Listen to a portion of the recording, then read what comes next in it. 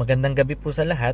Sa video na to ay pakikita ko sa inyo kung paano i-activate yung tinatawag na Adaptive Cruise Control ng Ford Territory Hybrid.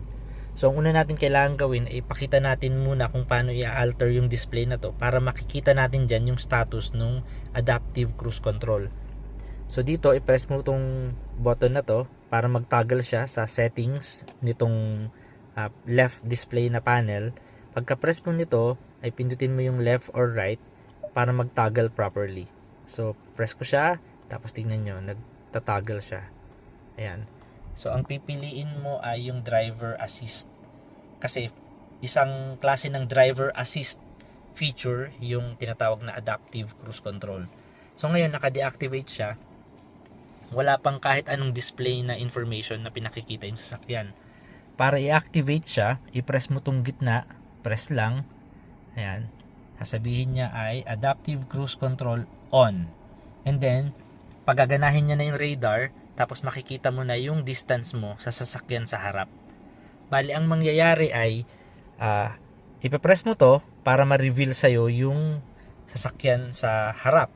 And then once na binubuntutan mo na yung sasakyan, ibig sabihin umaandar na kayo pareho na nasan ba? Sabihin natin nasa 60 kilometers per hour siya.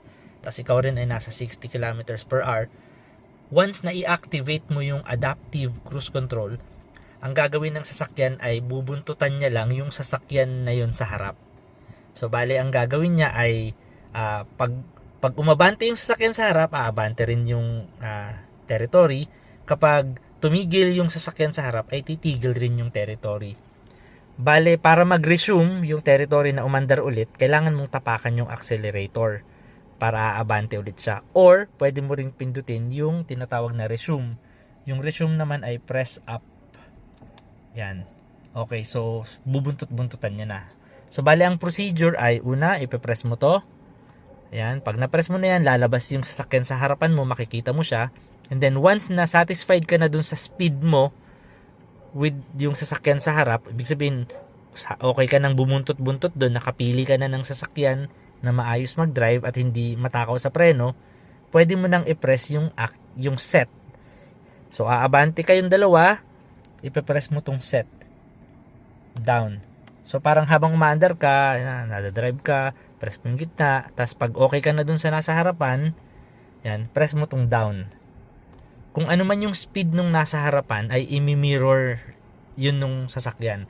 At kung halimbawa gusto mong bilisan or bagalan, habang naka-on yung adaptive cruise control, makikita mo naman magkukulay green itong icon na to, at may lalabas dito na value dyan sa space na yan. May lalabas dyan na halimbawa 30 kilometers per hour or 60 kilometers per hour. Kung ano man yung speed ng sasakyan, pag pinress mo tong down button, yun yung makakopy niya na speed at gagayahin niya lang yun. Kung sa tingin mo masyadong mabilis yun o masyadong mabagal, ay pwede mo namang i-trim. Magdagdag ka ng kaunti, press mo to, paunti-unti, madadagdagan yung speed, bibilis ka ng konti yung sasakyan, or pwede mo namang bawasan, yan, babagal ng konti yung sasakyan. So bali, itong adjustment na to ay ang sinasabi lang ay kapag may sasakyan sa harap, bubuntutan siya ng Ford Territory at automatically babagal or titigil based sa kung ano man ang ginagawa ng sasakyan sa harap. At kung halimbawa gusto mo naman na wag masyadong malapit, gusto mo medyo malayo ka, pwede mong i-press ito. Ito naman yung kumbaga tinatawag na gap or separation. Makikita mo rin yun dito sa display. Ayan. I think ito yung pinakamalayo. Ito yata yung pinakamalayo o malapit. Actually, hindi ko sure pero i-try mo na lang. Yung isa dyan ay malayo pa lang pumipreno na. Yung isa naman ay mas malapit siya bago pumreno. So yun. Bale, ginagamit yung cruise control in conjunction with lane keeping assist.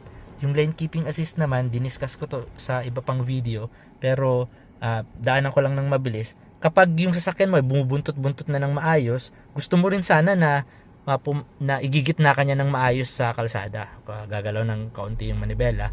So ipe-press mo tong lane keeping assist, tapos may another icon na lalabas. Itong icon na to. Yan, plus papakita niya yung lanes. Kanina walang lanes na nakalagay. So yan. So yung lane na yan, magkukulay blue yan, tapos ikikip niya na sa center yung sasakyan. So, meron ka ng, kumbaga, driver assist function. Bubuntot-buntot ka na, tapos liliko-liko rin siya ng maayos to keep you centered. Centered ka sa lane, tapos may proper distance ka sa sasakyan sa harap na hindi ka rin nagvo-violate ng speed limits. So, yun. So, ganun po gamitin ang tinatawag na adaptive cruise control.